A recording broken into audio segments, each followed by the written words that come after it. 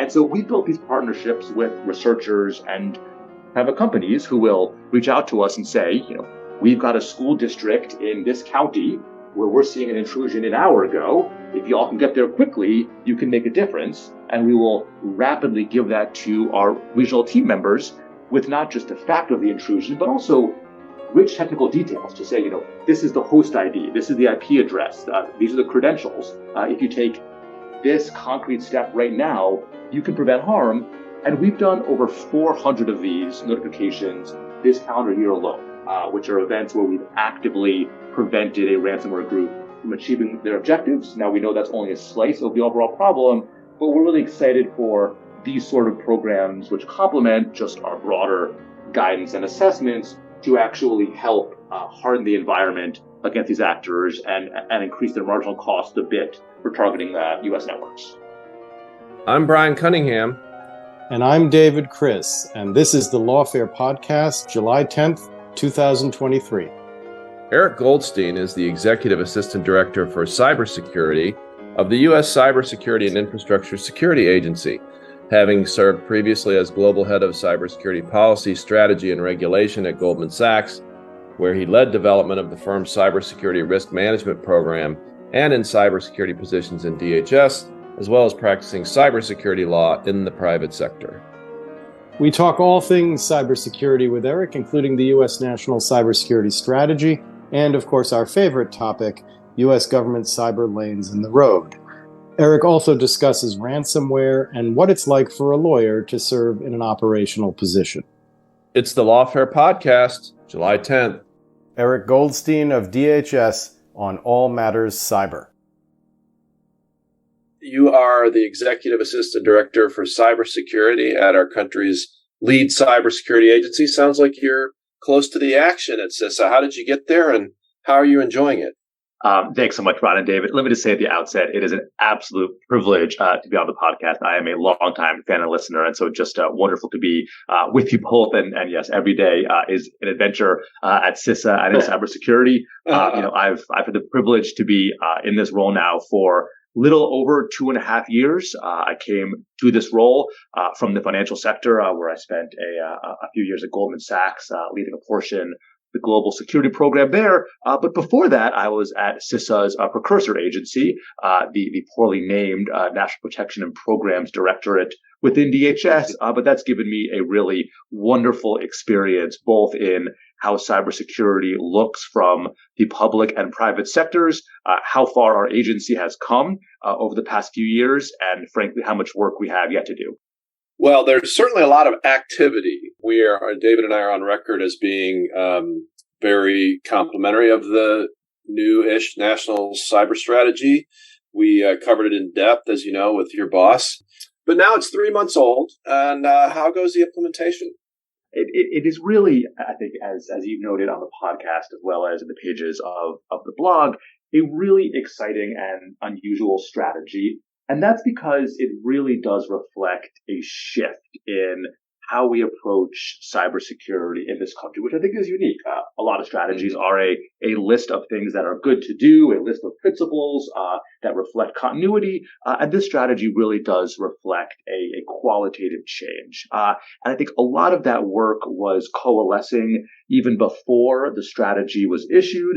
But now the fact that it's codified in executive branch doctrine does provide a catalyst for the work that we need to do. I'll really call out in particular the focus in the strategy of shifting the burden of cybersecurity, which I think most surveyors of this space have long thought, right? The idea that if we're going to rely on school districts, on local hospitals, on water utilities to handle their own security alone against an advanced adversary, a nation state, a ransomware group, they're not going to succeed, right? The threat is too sophisticated, the resources too scarce. And so the national strategy really calls for the burden to be borne by those who can actually bear it, which in many cases is the providers of the technology products and services that we all rely upon every day. Now, CISA was already moving in this direction in partnership with other agencies like our friends at NIST, but the national strategy really put this on the front page. And so shortly after the strategy was issued, we released with 6 other countries a white paper, a guidance document that's really the first chapter in how we should think about what is a safe and secure technology product, and what should customers start demanding to give us that confidence that the products we're using are actually fit for purpose given the threat environment that we know we exist in every day. I think that's an example of a leading indicator of the work that's going to be done under the strategy, recognizing that a lot of these shifts will take time, effort, and resources to fully put in place. So let's drill down into that shifting of burden a little bit. We certainly reported favorably on it for lots of reasons, not the least of which is I am a cyber lawyer in private practice, so I figure that's got to be good for our business.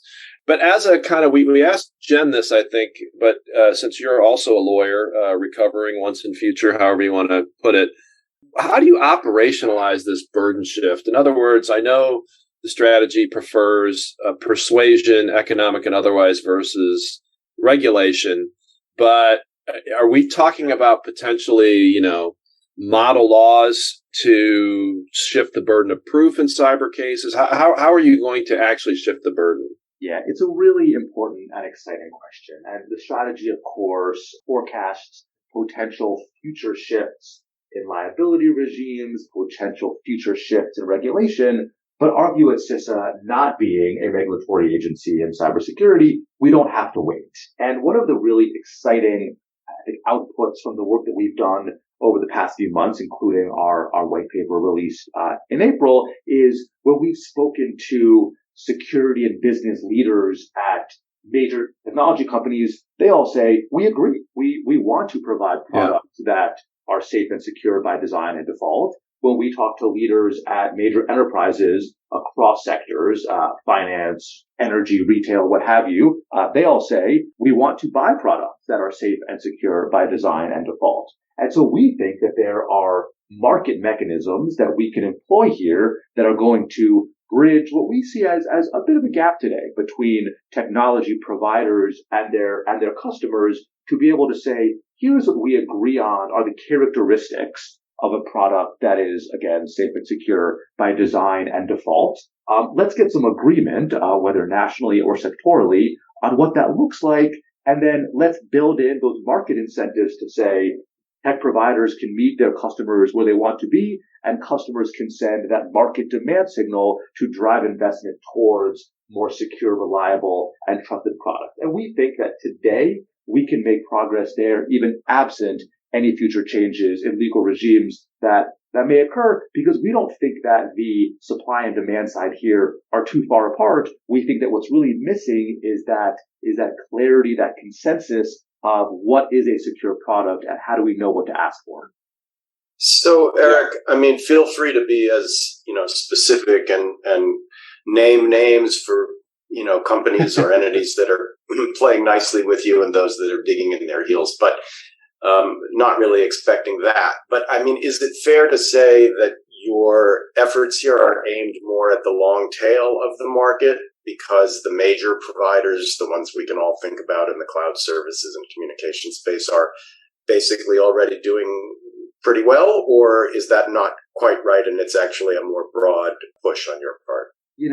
We'd say that every company has more to do and more to invest in this space. And, we are working with companies like Microsoft, like Google, all of whom acknowledge that they are deeply focused on security by design as a fundamental corporate principle, and that they are investing every day in advancing the security of their products. And in fact, both of those companies have come out publicly with statements for some of the work that they are doing aligned with this aspect of the national strategy. And so certainly, it is and will be the case that, as you frame it, David, some of the longer tail of companies that perhaps are less resourced will have a harder time potentially meeting the mark for a product that is safe and secure by design and default. And we should think about how to help support, incentivize those companies in getting there. So we maintain innovation. We allow small business to thrive in this market. It's also the case that even the big players recognize that, they have investment to make. I'll offer one example here, which is just an exemplar of this trend. We have focused a lot in CISA about the fact that a significant proportion of known vulnerabilities are attributed to the use of what are called memory unsafe coding languages. Right? These are languages where just by the nature of their semantics, they lead to exploitable vulnerabilities. And we have seen major tech companies make real material investments in rewriting a lot of their products in programming languages that are more secure and less vulnerable, and that's applicable across the board. And so there's work to do here regardless of company size, but the work may be different based upon their maturity and resources. Do you have the resources to counteract the sort of anti-competitive trends? You mentioned this, that you're aware of that tension. That is, I should probably spell it out, the tension between either imposing or incentivizing companies to adhere to high standards that are easier for the big companies to meet and may in fact be influenced by the decisions of the big companies, which can create a moat insulating them from competition. Are you, having stated you're sensitive to that, what can you really do for the little fellas out there who are trying to compete with Google and Microsoft and other companies, but don't have the resources to do everything that those big companies can do? Yeah, there's a bit of a paradox here, because I think on the one hand, it is a truism that we need to fully recognize that larger companies may be more able to pour resources into deploying more secure default configurations or designing their products more securely. That takes time, that takes people, that takes resources. At the same time, newer companies, insurgent companies may have the ability to design their products from the ground up in ways that are safe and secure by design and default. And so we think that no tech debt. That's right. That's exactly right. And so, our view is that this is a trend that, will enable those companies that both are larger and frankly more critical to our economy to put in the necessary investments, while also enabling creative, innovative upstart companies to really compete on security and bring new ideas, new concepts into the field. But we have to pursue both of those avenues as a country, as an economy simultaneously. Got it. So I'm going to steal David's favorite question just because I can.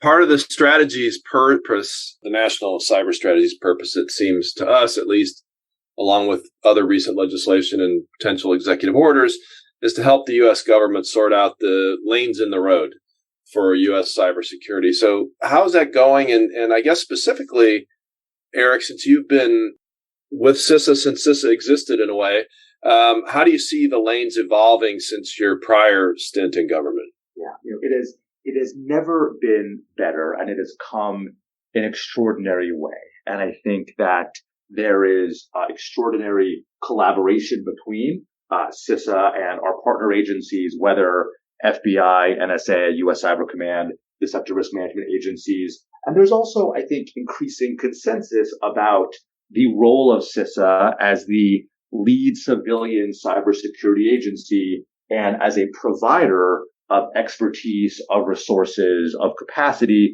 to organizations across sectors. And that in no way diminishes the criticality, for example, of sector risk management agencies like the Departments of Energy, Treasury, Health and Human Services in providing deep expertise into the nuances of their sectors, their use of technology, the risks posed therefrom, or the role of partners like FBI and Cyber Command on imposing costs against our adversaries via their unique authorities. CISA has a broad but specific lane, which is being that technocratic leader for what is the right answer in cybersecurity and how can we drive adoption of the right measures, the right capabilities, the right controls across organizations, across sectors.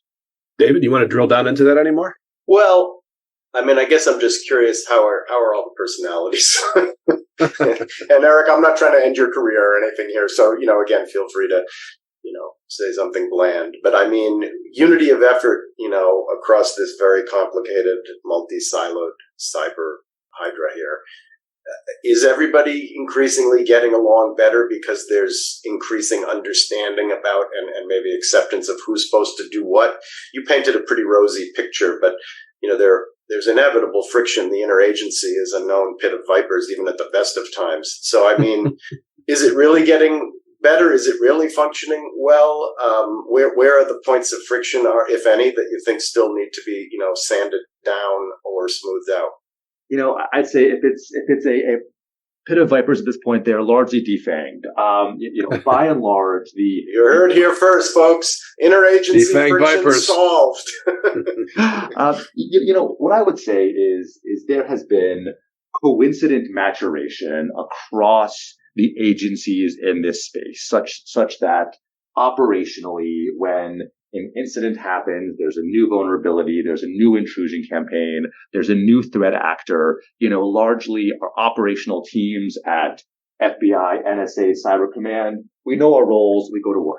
And that wasn't always true. But I think, frankly, the velocity of cyber incidents and vulnerabilities that have affected our country over the past several years have given us, perhaps unfortunately, plenty of opportunity to practice, refine, and get this right. I'll offer, we are really excited this year, as called for in the National Cybersecurity Strategy, to develop a revised version of the National Cyber Incident Response Plan, the eloquently named NSERP, which has not been updated in 6 or 7 years. And that's going to really give us an opportunity to codify a lot of this structural maturation across the interagency, and also account for the key role of the private sector. And I think, that wasn't included in your question, but I do think that also, even as we have matured relationships across the interagency, we've also really clarified the role of the private sector in cyber incident response and coordination,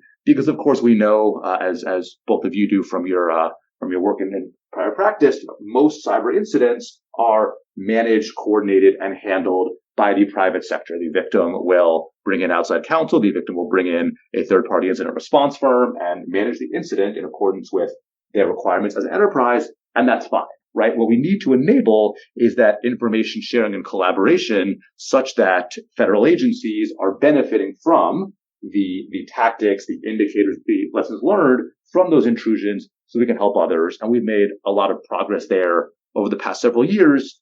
The NCIRP revision gives us a chance to codify that emergent model in a way that lets it both scale and be adopted more broadly. All right, so I'm going to go with that pivot and press you on one thing. So it seems really clear that, say, since the low point of June 2013, thanks to Fast Eddie Snowden, relations between the private sector and the tech sector of the U.S., economy in particular, and the government have gotten better. They really couldn't have been much worse than they were right around then. And it's in part maybe because there's no longer as much of a perceived need to, demonstrate independence from the U.S. government and appeal to European cloud customers by showing that independence. But I mean, A, do you agree? You've been in and out, so maybe you have a little bit of a snapshot perspective on how much better things have gotten in the last 10 years and why, and what the future holds in the field of either what used to be called public-private partnerships, but I think is now increasingly fashionable to call operational collaboration. So how much better is it? Why? And where's it going next? Yep. Fabulous question. So it is dramatically better. I will offer a few reasons. The first is just the trajectory of the threat and the risk. I think, there is now a broad accounting that, as well articulated in this year's annual threat assessment, the cyber threat facing our country and companies therein is fairly extraordinary. And that is due both to nation state adversaries, as well as, of course, the ongoing epidemic of ransomware attacks targeting entities across sectors. I think there's a recognition that the private sector can't go it alone. The government can't go it alone. America can't go it alone. We've got to do this in partnership, or we're not going to succeed. I think we've also tried, both at CISA and the broader government community, in really focusing on both sides of the calculus for a private company when considering collaboration with government, which is both risk and value. And that is to say, companies have thoughtful concerns about potential risk from working with or sharing information with the government. Some of those may be well-founded. Some of those may be less so, but we have to take them where they are. And so we have invested a lot in both ensuring a well-grounded understanding of the protections, both in statute and policy, that companies maintain when sharing information and working with CISA, but also focusing on the value side, right? Because if risk is not zero and value is indeterminate, then a company might make a decision to say, well, the risk is still higher than the value. And so from the government side, we have to show value as part of the partnership. And that is really the transition from the stagnant phrase partnership to the more modern phrase operational collaboration, which really means moving from episodic, ad hoc, high friction to something that is much more persistent, outcome oriented, and low friction. And what that means in practice, very frankly, is getting operators in government talking to operators in the private sector, ideally in persistent collaboration channels where we are continuously working on shared problems towards shared outcomes around a shared goal. And we've made some real progress there. At CISA, we, of course, have a construct called the Joint Cyber Defense Collaborative. That is not just CISA. It is FBI, NSA, Cyber Command, our partners at SRMAs.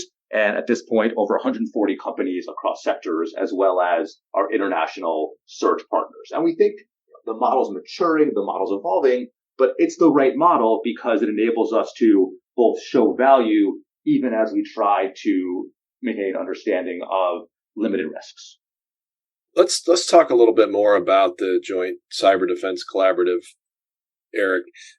Without giving away any secrets, obviously, the Computer Fraud and Abuse Act has been interpreted pretty strictly in a lot of quarters to potentially limit even what I would call defensive operations by private companies, putting a little bit of code in an electronic record that gets it to phone home when it hits Beijing, something like that. Do you see more of a role of private companies in actually conducting defensive or maybe slightly offensive operations with the right legal authority, or how is that moving? We don't, and here's why. I think among the areas where government has really made progress over the past several years is our ability to glean information from adversary activity targeting American networks, really quickly pivot that information over to those agencies with the authorities and the ability to impose costs on adversaries on foreign networks, and then share that information back. I had the privilege of sharing the stage at the RSA conference with my friend Major General Joe Hartman, the commander of Cyber Command's Cyber National Mission Force. And what we talked about was really this flywheel model, where adversary activity targeting American networks is rapidly shared by CISA back to Cyber Command so they can take action overseas. And the inverse being equally true. When Cyber Command is taking action on a foreign network and they identify information relating to targeting of the U.S. entity, that information is shared back to CISA for our use for our defensive operations. And during our RSA panel, we shared some newly declassified examples of where, for example, CISA has identified nation-state activity on federal networks, on the networks of K-12 educational entities. We've shared that information back to Cyber Command, CNMF, and they were able to take action very quickly and reciprocally. They've been able to share information from their operations that have helped us actually notify entities before harm occurs. We think that if we can do that kind of work at scale, we can get that flywheel really humming. That is a way for the government to focus on, frankly, what we should be doing, which is imposing cost on and deterring our country's adversaries, and let companies focus on securing and safeguarding their own networks. Just a real quick one. If a company wants to explore being part of the JCDC, what's the best way to do that? Yep. So we have a JCDC website on CISA.gov. And I think really importantly, JCDC is a big tent model. It is not a membership club. There are myriad ways for entities to collaborate. They can be in a collaboration channel. They can be in a proactive planning effort. They can help review our cyber defense products. And so we encourage really any organization with interest, with intent to collaborate, to reach out, and we'll find a way to get them involved. Got it. A couple of questions. I guess one is a super nerdy doctrinal question, which I'm pretty sure I know the answer to. And that is, it is part of intelligence community doctrine, so maybe not for CISA per se, but certainly for your friends, Joe Hartman and others over at NSA and Cyber Command, that they don't, conduct intelligence activities to aid U.S. industry competitively the way many countries do. Do you run up against that when you're trying to do these operational collaboration efforts and end up sort of papering things in really weird ways to try to avoid running afoul of that requirement, or is it just covered under your protection authorities, and since they're related to critical infrastructure, it's just fine? Just sort of wondering whether the lawyers have given you a hard time on that. We have not run into that barrier, in part because all of our collaborative efforts in this area are grounded in adversary activity targeting American networks. And so, we are not enabling exploratory operations. Everything that we are doing is grounded in confirmed or presumed adversary targeting or intrusions into U.S. networks. And so I think that leaves us very well grounded both in our authorities at CISA and DHS and those of our partners. Dave, I know you got a follow up. I want to get to that, but I just want to say, as a public service, I've been in and out of the intelligence community since 1985. And every iteration of every job I've ever had, the United States gets accused of doing what a lot of other countries in the world do, which is using their intelligence community to steal economic secrets to advantage our companies. And as far as I know, we have never done it, at least not that I'm aware of, and I've been in and out a lot. So I just like to put that on the record because we always get lumped in with all the countries that do it as part of their regular intelligence doctrine, and I don't think we do. No, back in the day, Jim Clapper came out and was very explicit about it, and I don't think there's been any walk back of that, but it's more just whether that's actually getting in the way of these collaboration efforts. But Eric, you make the expected argument, which is, no, this is protection. This isn't, spying on Airbus to help Boeing or something like that. The follow-up is if folks want to join the JCDC, which is nice, can they also join Morgan's shop at the Cybersecurity Collaboration Center? I mean, how are they supposed to think about all of the many, or at least several, U.S. government touch points?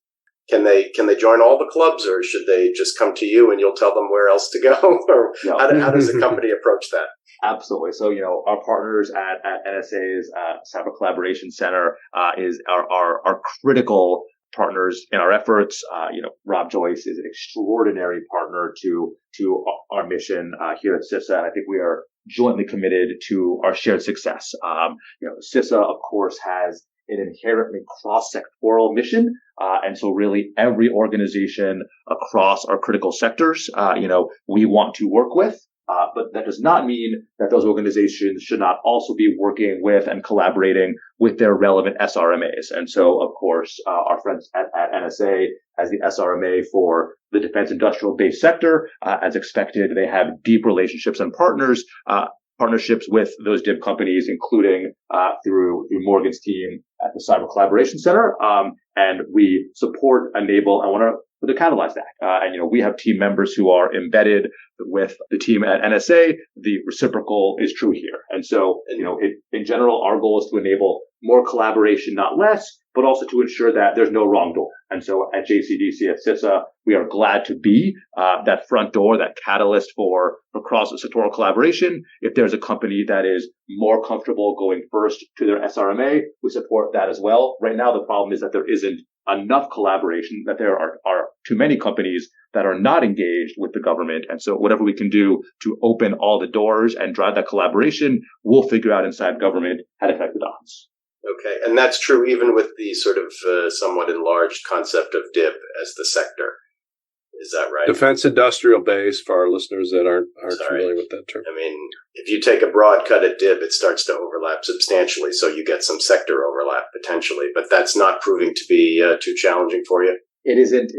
We work closely with our partners at NSA to ensure a shared understanding of our collaborative missions. And thus far, that has proven to be effective on the ground, even as we simultaneously mature both of our collaborative construct and our agencies. Outstanding. Ransomware, obviously, at least from my optic, Eric, remains one of our most durable, but also rapidly evolving cyber threats. Talk a little bit about CISA's approach to ransomware and especially about the pre-ransomware notification tool. This has really been a evolving model for our team here at CISA because, of course, we have observed with extraordinary concern, as with the broader community, about the real horrific impacts of ransomware on organizations throughout the country. Hospitals diverting patients, school districts closing down classes, police departments unable to direct officers to calls. And so in addition to our usual work of providing guidance, providing best practices, providing assessments, we've been thinking hard about what work can we do to more actively reduce the risk posed by these attacks on American organizations. And so we have two new programs that stood up this year that we think really make a difference. The first was actually codified in law in the incident reporting statute that I'm sure we'll get to in a moment, which is called the Ransomware Vulnerability Warning Pilot. And this is a program where we use both our in-house and commercial tools to, first of all, figure out which vulnerabilities are ransomware actors actually using to compromise American organizations, finding organizations that have those vulnerabilities facing the internet on their networks, and then using our regional team members actually getting out there, knocking on doors and saying, hey, we know that this vulnerability is being used by the clock group right now. You should really patch this thing before some harm happens. And we've had pretty amazing success driving mitigation of vulnerabilities across hundreds of organizations before they're impacted by an intrusion. But we realize we can also do a bit more because part of the trust relationships that we've built here at CISA are partnerships with both security researchers and cyber threat intelligence companies. And part of what these researchers and companies are able to see is they are observing continuously ransomware gangs, seeing what infrastructure they are leasing, how they're launching attacks, the packages that they're transmitting.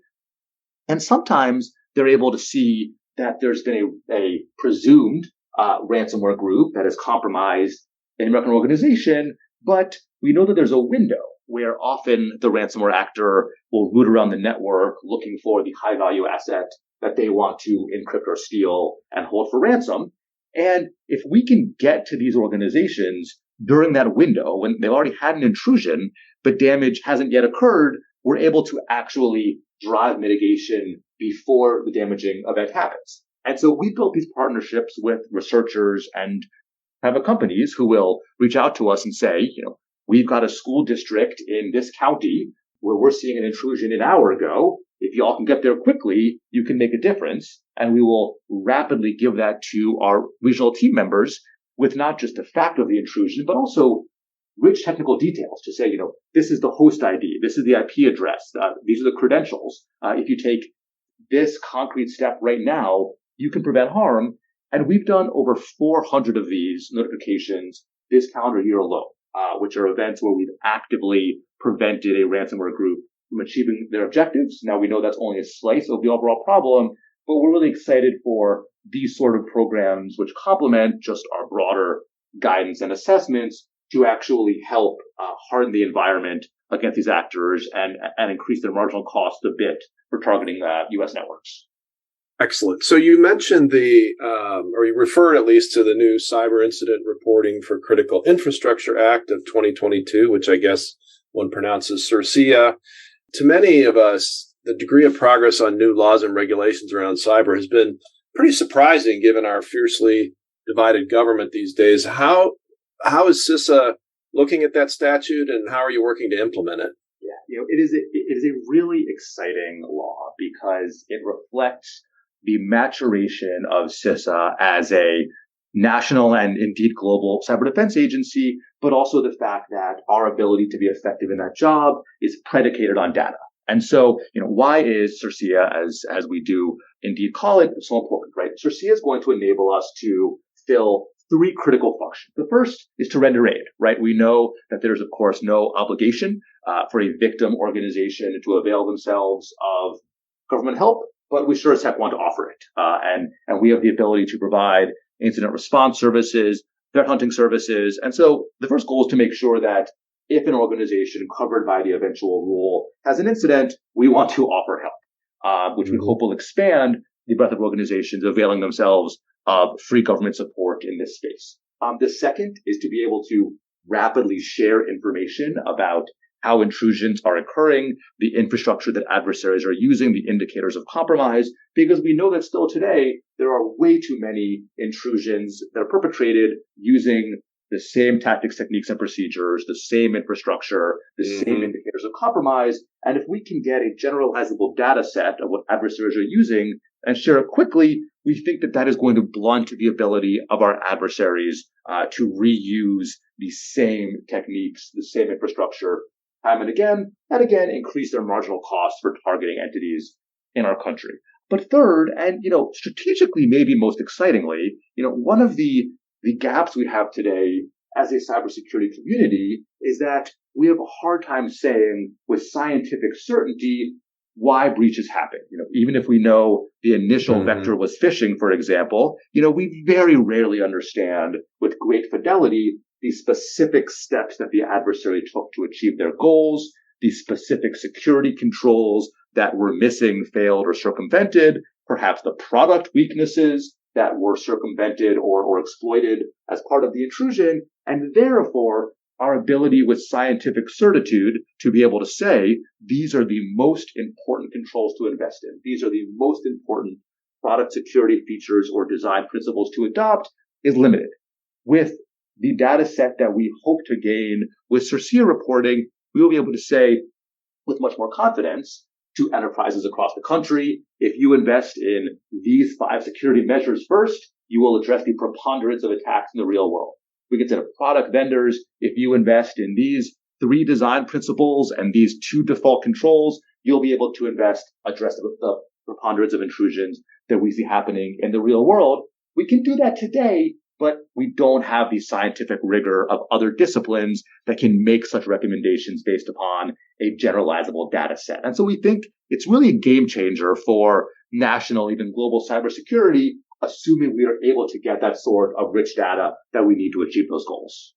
And do you want to make some news and predict day, time, and place that the regulations will be finalized?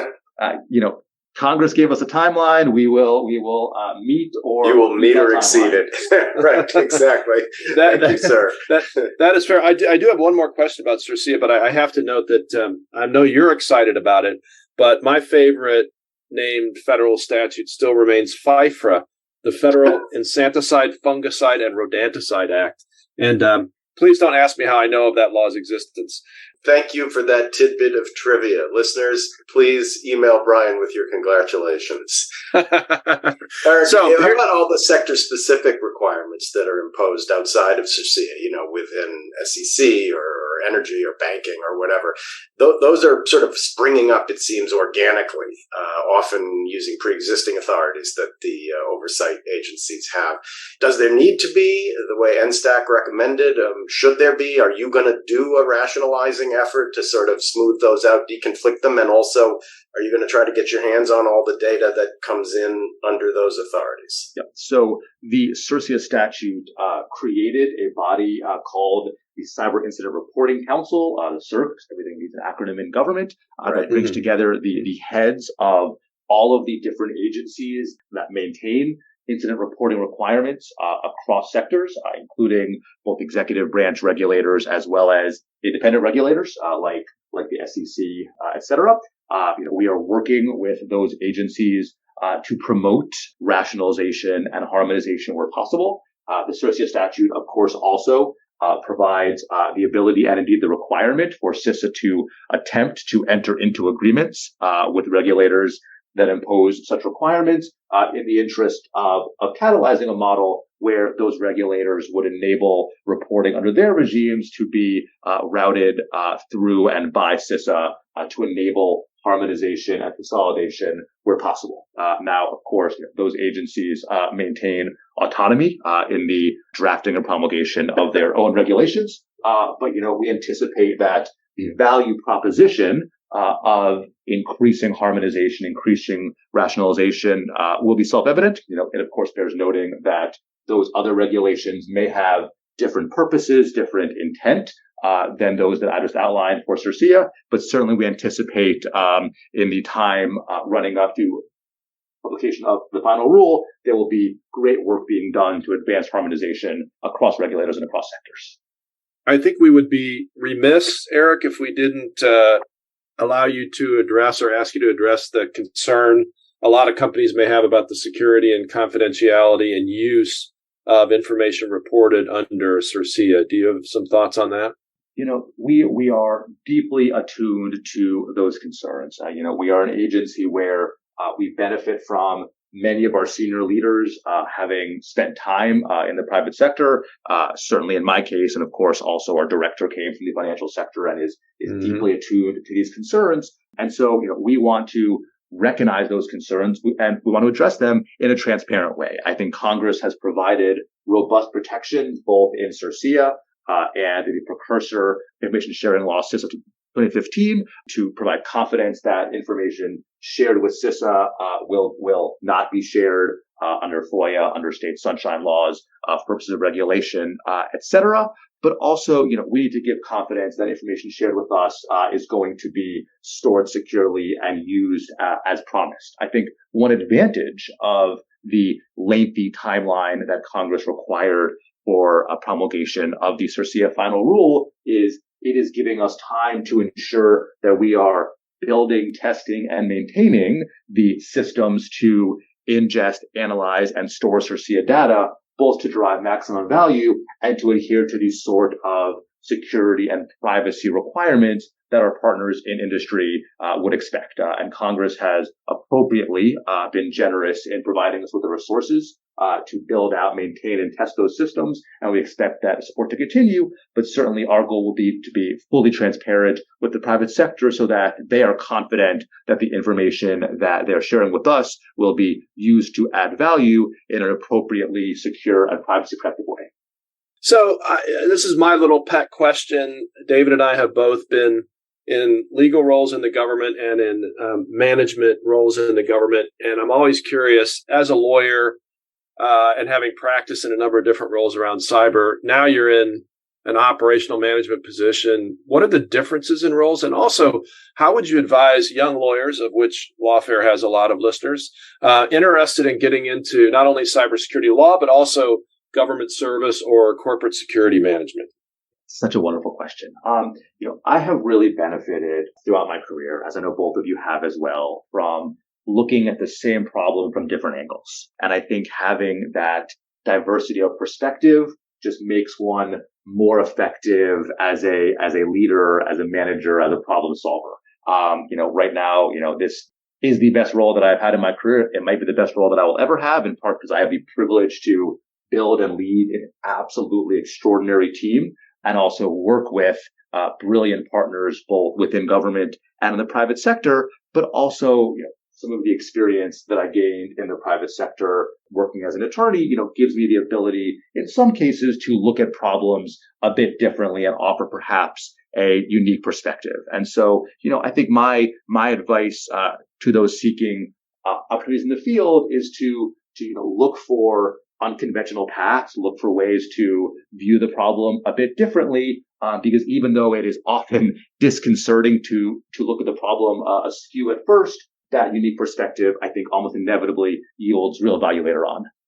Well, I became an expert witness. First time I've ever sat on a witness stand in 30 plus years of being a lawyer. I did that a few years ago and definitely made me have more empathy for witnesses than I used to when I was a prosecutor. So it definitely gives you perspective. So thanks again, Eric. This has been wonderful. Our listeners will really enjoy it. And we hope to have you back, if not sooner, after those regulations come out.